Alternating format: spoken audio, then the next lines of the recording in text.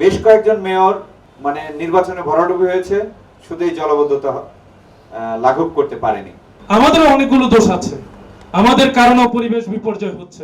খনিজ জ্বালানি বন্ধ করুন, নবায়নযোগ্য জ্বালানির ব্যবহার নিশ্চিত করুন, এই স্লোগানকে সামনে রেখে এগিয়ে যাচ্ছে সবুজ আন্দোলন।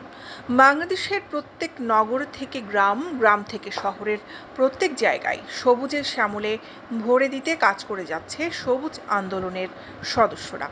তাদের এবারের কার্যক্রম চট্টগ্রাম শহরে জলাবদ্ধতা নিরসনের করণীয়, এছাড়া কর্ণফুলী নদী দখলমুক্ত করতে মাঠে থাকছে সবুজ আন্দোলন।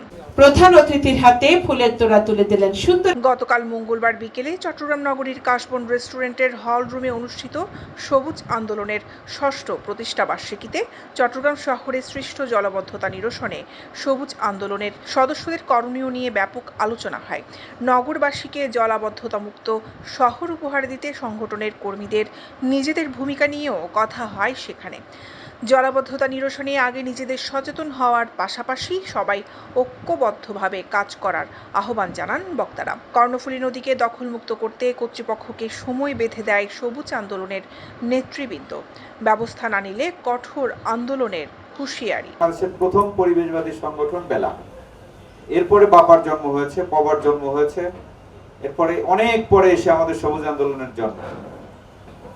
অনেক পরে এসে সবুজ আন্দোলনের জন্ম হলো।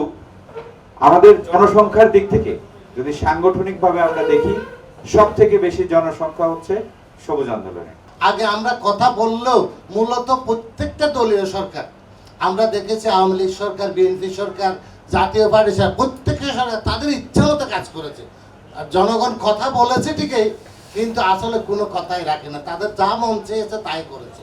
এখন কিন্তু মতামত নিচ্ছে, মতামত গ্রহণ করছে এবং কথা শুনছে, এবং আমরা কথা শোনানোর যখন সুযোগ পেয়েছি, ইনশাআল্লাহ এই দেশকে আমরা সুন্দরভাবে গড়ে তুলতে পারবো। ক্ষমতার জোরে হোক, যেভাবে হোক, রাজনৈতিক প্রতিফলন হোক, প্রশাসনের মাধ্যমে হোক, যে হারে পাহাড় কাটা হচ্ছে, আমাদের কর্ণফুলী নদী থেকে শুরু করে সব জায়গায় পানিগুলো দূষিত হচ্ছে, যার কারণে আমরা পরিবেশের যে জীববৈচিত্র্য রয়েছে সেই জীববৈচিত্র্য থেকে শুরু করে সবগুলো ধ্বংসের সম্মুখীন হচ্ছে।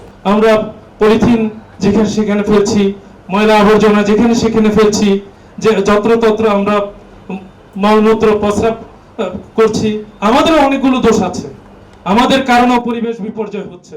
অনুষ্ঠান শেষে অধ্যক্ষ ডক্টর মোহাম্মদ সানাউল্লাহ সভাপতি ও আলহাজ মোহাম্মদ নুরুল কবিরকে সাধারণ সম্পাদক করে ৫১ সদস্য বিশিষ্ট আহ্বায়ক কমিটি ঘোষণা করে সবুজ আন্দোলনের পরিচালনা পরিষদের প্রতিষ্ঠাতা ও চেয়ারম্যান বাপ্পি সরদার।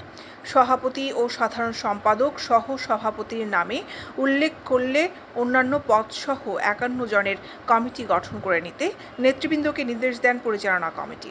এছাড়া চট্টগ্রামের উত্তর জেলা, দক্ষিণ জেলা ও ২১ সদস্য বিশিষ্ট কমিটি গঠনের নির্দেশ দেওয়া হয়। উত্তর জেলার সদস্য সচিব স্থপতি উক্ত অনুষ্ঠানে সবুজ আন্দোলন মহানগর শাখার সভাপতি অধ্যক্ষ ডক্টর মোহাম্মদ সানাউল্লাহ ও সাধারণ সম্পাদক আলহাজ মোহাম্মদ নুরুল কবিরের সঞ্চালনায় প্রধান অতিথির বক্তব্য রাখেন সবুজ আন্দোলনের পরিচালনা পরিষদের প্রতিষ্ঠাতা ও চেয়ারম্যান বাপ্পি সরদার। উদ্বোধক ছিলেন কেন্দ্রীয় পরিষদের যুগ্ম সাধারণ সম্পাদক কাজী হুমায়ুন কবির।